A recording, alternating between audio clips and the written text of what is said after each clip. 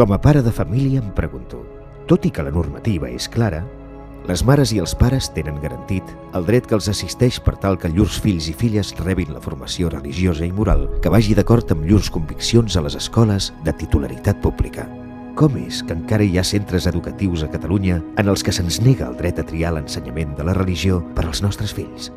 ¿Habría posibilidad, lo que le pregunté ayer, de que mi hijo estudiara religión? No, eso sí que no hay posibilidad. No hay posibilidad. No, porque después lo consulté y realmente es que no dan esa asignatura. Aquí no se da. ¿Sería posible que mi hijo estudiara religión? Pues aquí no hacemos, es una escuela pública. No, somos una escuela laica. No, aquí no. Aquí no tenemos, bueno, es decir, no hay ningún niño que no se... ¿Habría la posibilidad de que mi hijo estudiara religión en la escuela? No, aquí no hacemos religión. Sí. Mira, he fet la consulta i m'han dit que no, que aquí no es fa religió. Aquí no se hace religión, o sea, no hay posibilidad de pedirla y que se pueda hacer. No, es una escuela laica. Y ha de haber un mínimo, de alumnas. O sea, ¿ha de haber un mínimo? ¿Está marcado por la ley este mínimo o no? Mira, yo no, es que no sabría decirte, no sé si está marcado por la ley o no, pero sí que ha de haber un mínimo para que se pueda cursar la asignatura. Si viene un niño solo, no creo que envíe a nadie. Y además el pobre sería como un bicho raro, ¿sabes? Porque lo sacaríamos de la clase cada 2 por 3. No hacemos esa clase. No, esto es una escuela pública, laica, o sea, religiosa, catalana.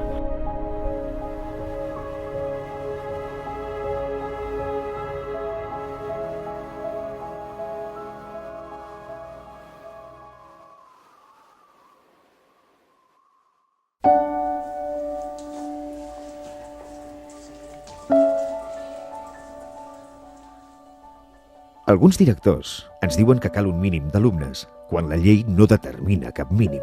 Els drets fonamentals en tenen de mínims?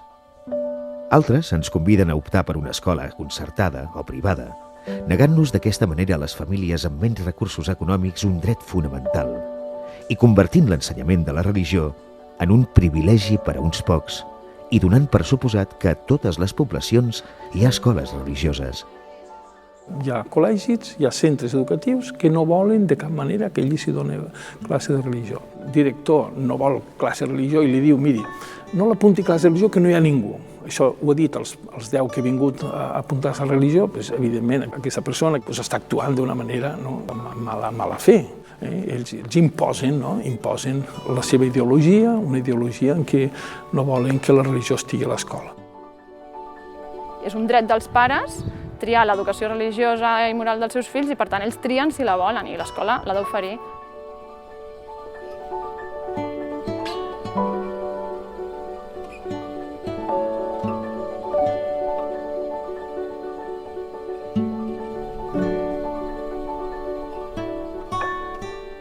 Si un pare és protestant o és jueu o és musulmà, aquest pare té dret a que l'escola també li ensenyin la seva religió a l'escola.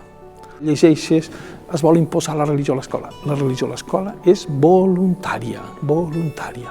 Des de l'any 75, que es va acabar el franquisme, la religió ha deixat de ser obligatòria, des de la primera llei d'educació. Si una persona no parla de Déu, en una escola no se sent mai el nom de Déu, doncs allò no és neutral, allò té una clara visió ateística o agnòstica, o com ho diguem dir, no?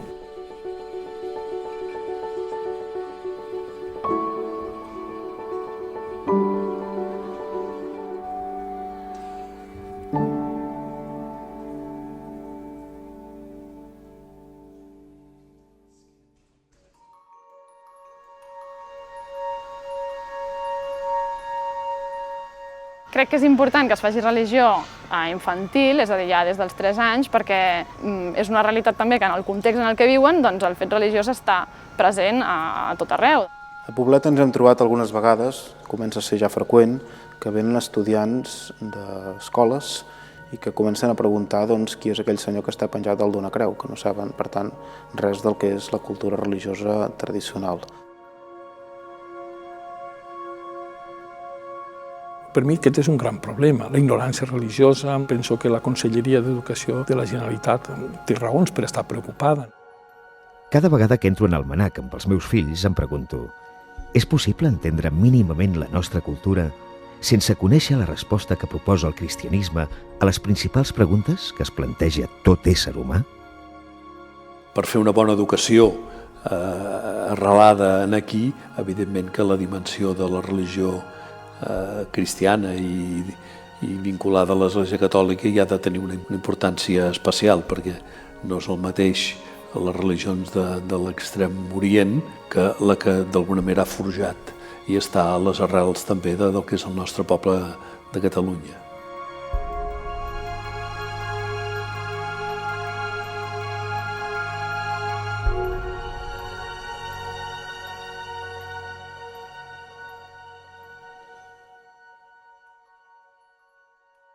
Les cultures deuen molt als universos religiosos i simbòlics.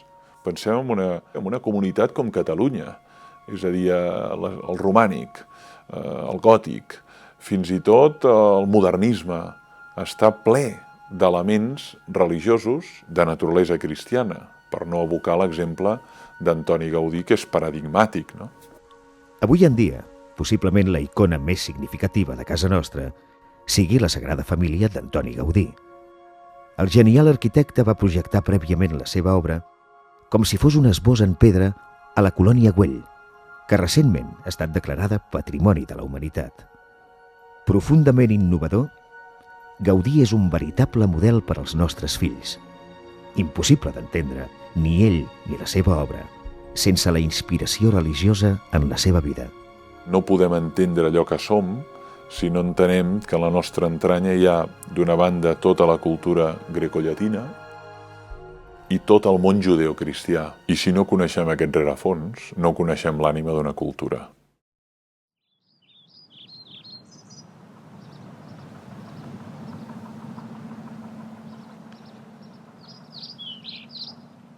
Les primeres notícies d'arribada del cristianisme a casa nostra van ser durant l'Alt Imperi, quan encara estava perseguit.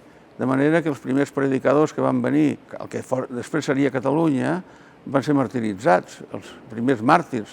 Per exemple, Sant Cugat a Barcelona, Sant Feliu a Girona i Sant Fructuós a Tarragona. Una de les activitats que a vegades faig amb els alumnes de l'assignatura de religió és que busquin pels carrers del seu barri carrers que porten noms de sants, o noms religiosos o de places, i n'hi ha moltíssims a Barcelona. Quan el cristianisme es va estendre per tota la població, naturalment es va tenir molta influència social, de manera que va establir parròquies, moltes d'elles van esdevenir els municipis actuals. Per això hi ha molts noms de lloc que tenen un origen de sants, nom de sants, això que es diu agiotopònim.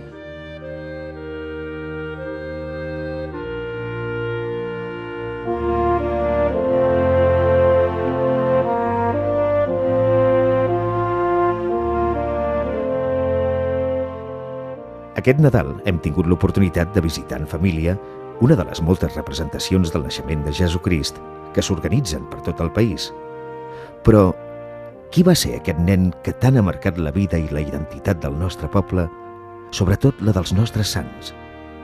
Aquí a Catalunya de sants hem tingut moltíssims, de persones que han viscut la seva fe en plenitud, d'importants i no de tan importants, de persones comunes i de persones que han tingut responsabilitats al llarg del país.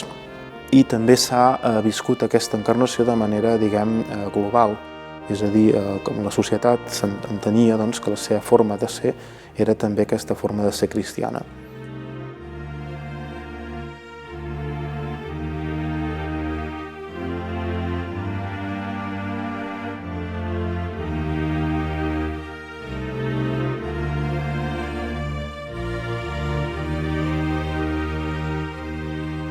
El pessebre vivent a Corbera ha sigut una cosa molt important que en fi, i que les famílies del poble, tothom, qui més qui menys, han participat. Els meus fills hi han participat i espero que les meves netes també seguiran la tradició.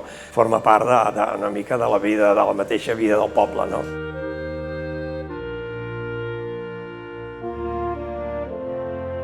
Amb una forn de pa a pastisseria es veu molt, diguem-ne, l'evolució de les tradicions catalanes de pastisseria.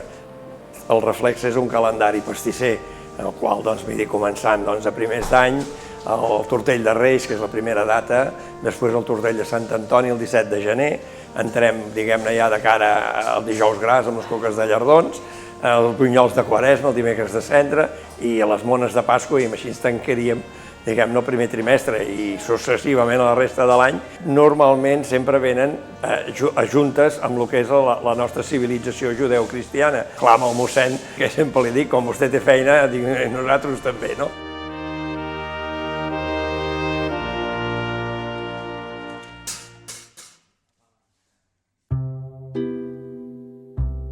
Cada any a casa nostra posem el pessebre, com han fet els nostres avantpassats des de fa segles. I és bonic veure'l a les escoles, a les botigues, a les places. Forma part del nostre patrimoni cultural. La major part de la població reviu les tradicions d'aquesta festa de la família amb tota normalitat, inclús els musulmans, perquè ells reconeixen en Jesús un profeta venerable. Ara bé, per què ha de sortir cada any l'ideòleg de torn que pretén imposar-nos les festes d'hivern com si la celebració del solstici d'hivern no fos una de les festes més típiques de les religions primitives? Volen que ens posem a adorar la llum del sol? Sí que és veritat que últimament m'estic fixant que hi ha com una tendència a eliminar les festes del Nadal per unes festes d'hivern. I això es nota, per exemple, en les decoracions a l'escola, a l'hora de fer la portada de l'àlbum, doncs que surti un ninot de neu o qualsevol cosa d'hivern, tot que no sigui cap element religiós i res que faci referència al naixement de Jesús. Quan parlem de laïcisme, que també hi ha diferents tipus de laïcisme, ens referim ja a una actitud bel·ligerant contra l'univers religiós, perquè s'entén en el laïcisme que la religió és un element perniciós o negatiu per a una societat, que és un obstacle al seu progrés, que és un obstacle al desenvolupament científic, que és una font de discriminació, que fins i tot és una font de problemes socials, de conflictes, de guerres, de batalles. I per tant, en el laïcisme hi ha una concepció de la religió negativa que porta de retruc a mirar d'erradicar-la de la societat. Llavors hi ha un laïcisme que en podríem dir fort, no? Un strong, no? I hi ha un laïcisme que en podríem dir light o feble, no? El fort és clarament persecució de l'element religiós i fins i tot expulsió de l'element religiós com si fos un càncer, un tumor maligne. I el light és aquell que en el fons és una persecució més subtil, però que la finalitat és igualment arraconar-lo sense que es noti tant. Però en el fons obeeix sempre la mateixa lògica, és un element negatiu que no ajuda al desenvolupament dels pobles i de la societat.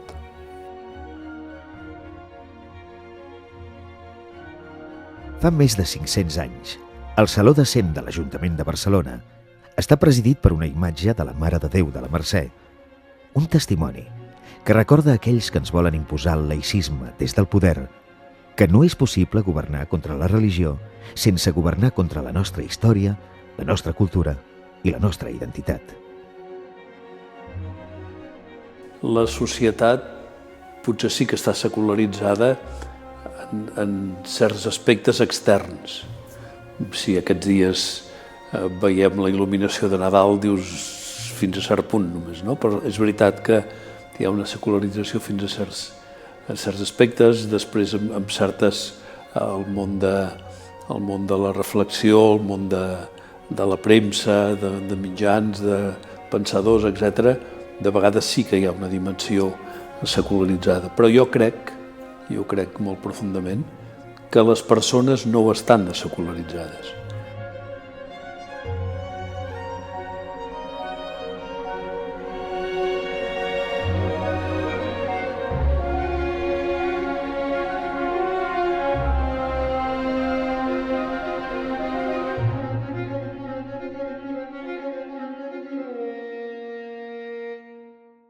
Les persones que pensen una mica es plantegen si la vida té sentit, si no té sentit, desitjarien no haver de morir i doncs per què hem de morir? Amb la mort s'acaba tot.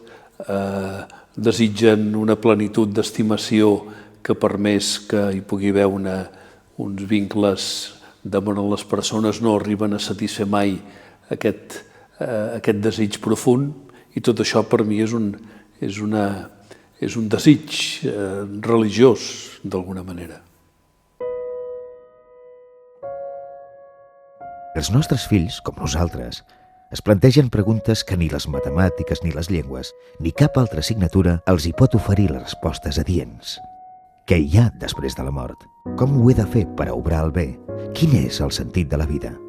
Fa uns anys, en el nord d'Europa, a mesura que es anava descristianitzant, anaven augmentant els suïcidis, és a dir, el no trobar sentit a l'existència.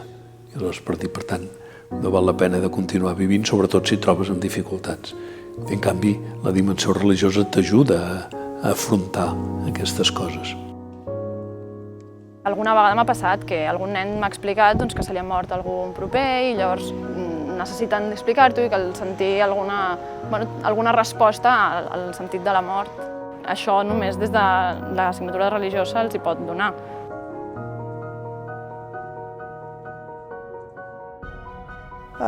El món d'avui és un món de dolor, la gent pateix molt. Jo vaig a molts països, a llocs que veritablement dius com és possible que es pugui patir tant i sobreviure. Crec que quan un veu a les persones com lluiten, que és el que fan, com es sobreposen amb elles mateixes, és quan te n'adones que en aquesta persona hi ha alguna cosa més que el fa tirar endavant. I alguna cosa més és, ho sàpiga o no, aquest Déu que ens estima i que vol que les coses les fem diferents. Molts dels valors de la nostra cultura, i aquí no és només la cultura catalana, sinó diria la cultura occidental, estan arrelats amb els valors cristians, amb els valors que venen de l'Evangeli. I concretament en voldria esmentar un, perquè potser fora del cristianisme costa d'entendre, que és el perdó, el saber perdonar. És un element molt típicament cristià i jo diria que també hi és força en la nostra cultura.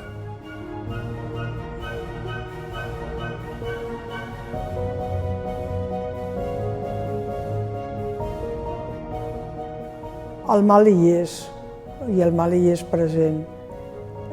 Com es venç el mal? A força de bé. No hi ha altra manera.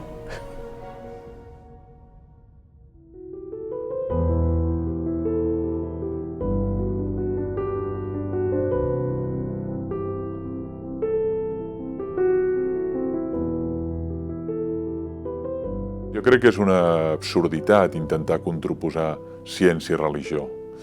Entre altres coses, perquè la ciència té com a finalitat explicar-nos com és el món. Però la religió té com a finalitat preguntar-nos quin és el sentit de la vida humana en el món, què hem vingut a fer. I això no hi ha cap llibre científic que ens ho expliqui.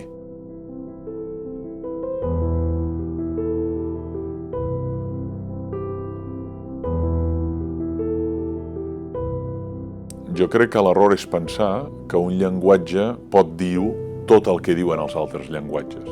Això obeeix molt a una cultura positivista, a una cultura cientificista que ignora, menysté, no només la religió, sinó la filosofia, la música, l'art, la poesia, tot allò que entra dins el que en diem el camp de l'esperit humà.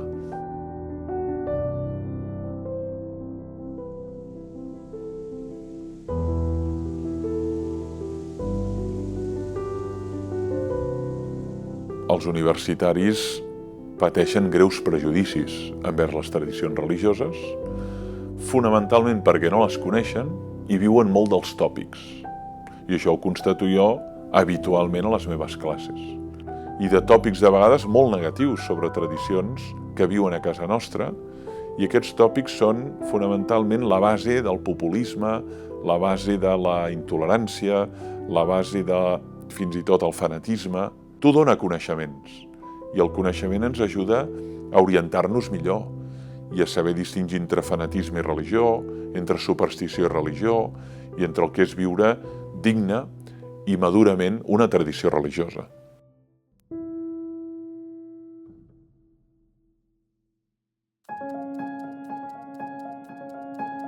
Hi ha gent que em diu: no s'ha de fer religió a l'escola perquè la religió és un obstacle per al progrés.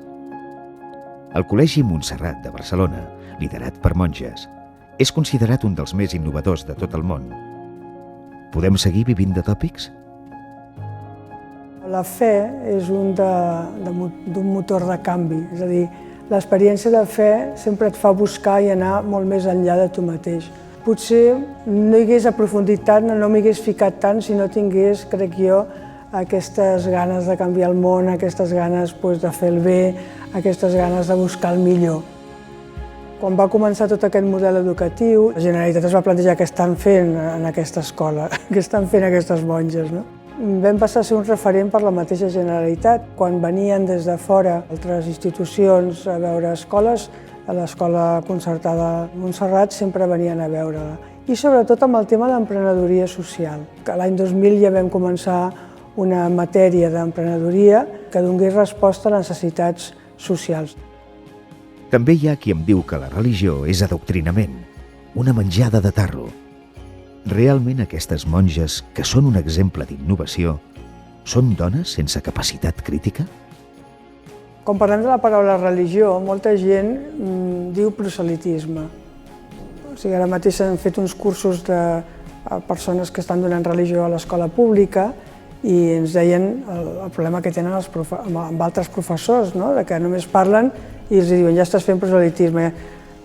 És clar, quan un associa religió a proselitisme ja tenim el problema. La diferència principal, que un nen va a la catequesis perquè vol fer la primera comunió, vol formar-se cristianament, i allí hi ha no sols una instrucció de la doctrina catòlica, sinó que hi ha una vivència de la religió catòlica. I per tant, la gent va allí a despertar també la seva fe. En canvi, l'escola no. A l'escola no hi ha aquesta vivència, no es fa la pregària, s'ensenya, allí pot anar qualsevol estudiant que no sigui catòlic i no se sentirà incòmode, perquè s'està fent una transmissió d'uns coneixements. De vegades fa por aquest ensenyament, perquè el pare associa aquest ensenyament a aquella formació que va rebre en l'Escola Nacional Catòlica, generalment asimètrica i no participativa. I amb aquesta imatge robot no vol que el seu fill rebi aquesta formació. Però això obeeix de nou un tòpic. La religió és una assignatura més que ells estudien amb una estructura, amb un currículum que potser es pot millorar sempre, però que és un currículum com tenen les altres matèries, des de la infantil, la primària, la secundària. Tenen una ocasió fantàstica els nens de formar-se i després ningú l'obligarà a viure la religió, ningú l'obliga a l'escola a anar a missa cada diumenge. La majoria de professors de religiós que tenim al país són noies, comencem per aquí. Són laiques, estan preparades, són competents didàcticament i tècnicament i conceptualment. Per tant, del que es tracta sobretot és de mostrar a les persones que estem davant d'un col·lectiu format, d'un col·lectiu jove, amb una gran part d'ell, femení, d'un col·lectiu que treballa tècniques didàctiques i metodològiques participatives i que està al servei de l'educant i del seu desenvolupament.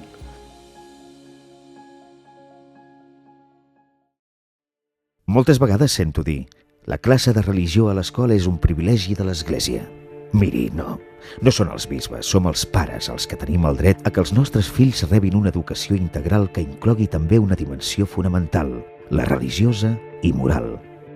O només tenen dret a una educació completa per als seus fills els que tenen una visió sense Déu de la persona. La Constitució espanyola, com la Constitució de molts països occidentals democràtics, garanteixen la formació religiosa perquè la vulgui. No donar-la a ningú, d'alguna manera, és una mena de... pot semblar de més llibertat, però en el fons és de coartar la llibertat i, per tant, una certa forma de dictadura. No ens ha de fer por la llibertat religiosa. No ens ha de fer por la llibertat dels pares, escollir l'escola que vulguin. Això és el que avui encara no ho entenen molta gent. I penso que és un dèficit que tenim en la nostra democràcia. L'Estat no pot decidir com ha de ser educat moralment el meu fill o quin tipus d'educació religiosa ha de rebre, perquè això és competència dels pares i de les mares, que són, en definitiva, el qui l'engendrem, el qui el portem al món, el qui el cuidem, el qui el vestim, el qui l'alimentem. No es soluciona dient, traiem la religió i fem cultura religiosa per tots. Això ens ho acceptaria tothom, més o menys, i tots contents. Jo dic, no, i no, perquè hi ha un dret dels pares, és que si no buidem els drets de les persones, llavors al final l'Estat farà el que li doni la gana. El nen també té capacitats espirituals i han de ser educades i desenvolupades. Doncs en un text de la ONU, no un text d'una confessió o del Consell Mundial islàmic o del Parlament Mundial de les Religions o de la Santa Seu. No, un text de la ONU diu que el nen té dret a una educació integral que inclou també la seva dimensió espiritual.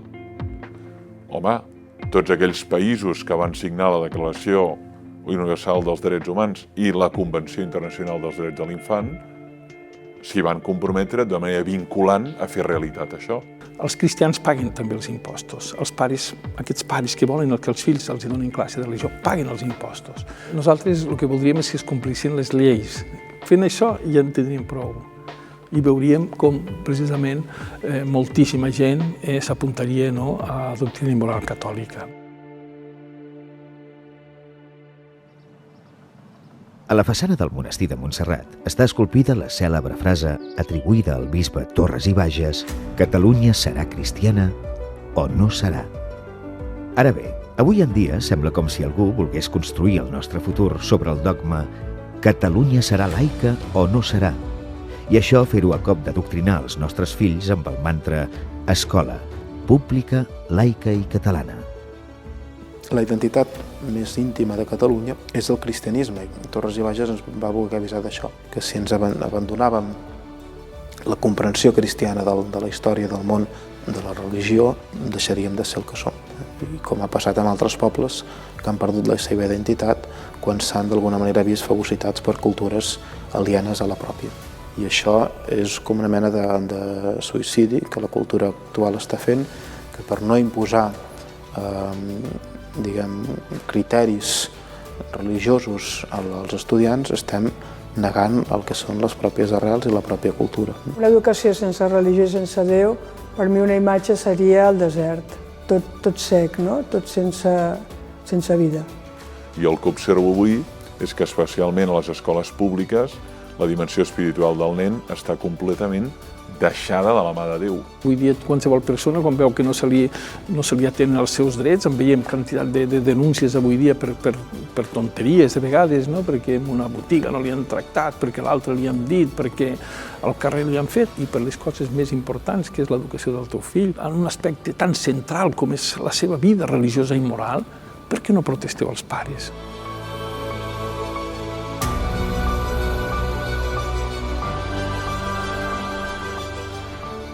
Jo també tinc l'experiència d'escoles que no hi havia cap classe de religió, es van organitzar els pares, ho van demanar, tenien dret a fer-ho i han aconseguit que s'hi doni classe de religió. Aquesta escola no ha perdut res, aquesta escola ha guanyat molt.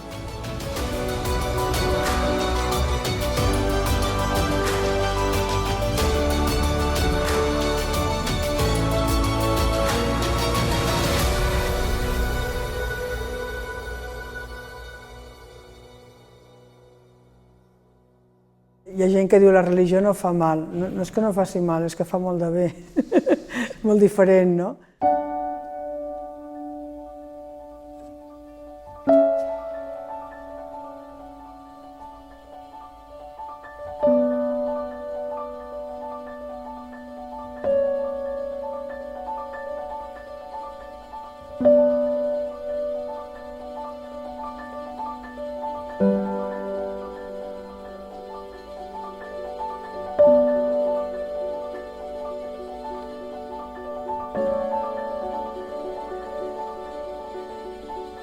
Thank you.